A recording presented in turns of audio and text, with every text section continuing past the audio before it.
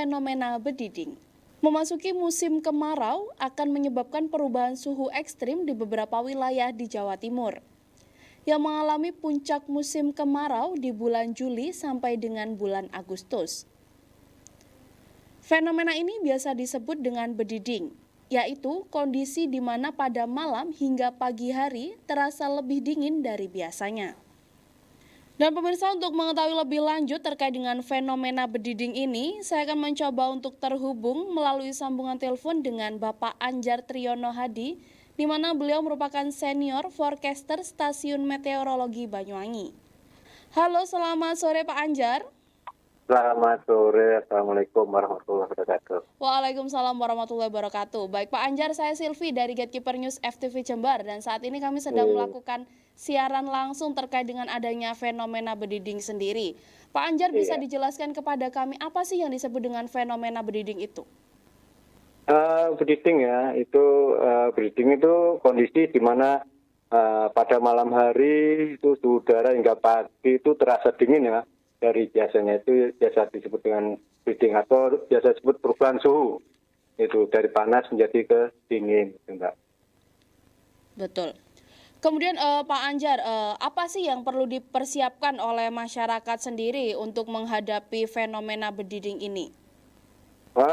Itu ya, saya menjelaskan bediding. Penyebabnya itu pertama karena musim kemarau, jadi angin monsun yang dari Australia itu yang melewati wilayah Indonesia itu membawa massa udara yang dingin dan kering itu yang menyebabkan udara di wilayah sebagian Indonesia itu terasa dingin. Kemudian karena cuaca yang cerah ya, karena masih musim kemarau, cerah, tidak ada tutupan awan di malam hari, sehingga panas yang di permukaan bumi langsung terlepas ke atmosfer tanpa terhalang oleh awan itu sendiri gitu, Mbak. Betul. Fenomena bediding ini umum lah, biasa terjadi di bulan Juni hingga Agustus di musim kemarau gitu, Mbak. Itu. Baik, tadi kan disampaikan oleh Pak Anjar bahwasannya ada perubahan suhu. Dari suhu berapa menjadi suhu berapa Pak Anjar untuk perubahan di fenomena bediding ini sendiri? Yang pada umumnya ya, suhu udara minimum kita sudah minum 22 derajat itu berubah menjadi hingga sampai sebagian ada yang dataran tinggi bisa sampai 18 hingga 17 derajat Celcius itu sangat dingin untuk wilayah kita gitu, Mbak. Baik.